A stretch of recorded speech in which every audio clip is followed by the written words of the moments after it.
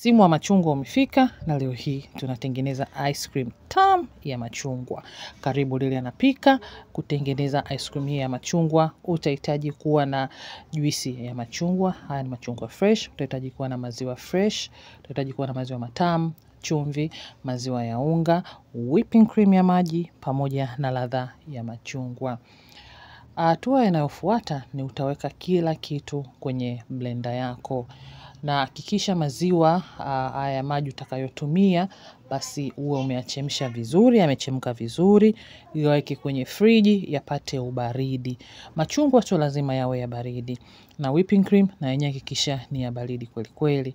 Baada ya hapo, baada ya kuweka kila kitu, utafunika blender yako na utasaga huu mchanganyiko kwa muda wa dakika 1. Hakikisha kila kitu kimechanganyika vizuri.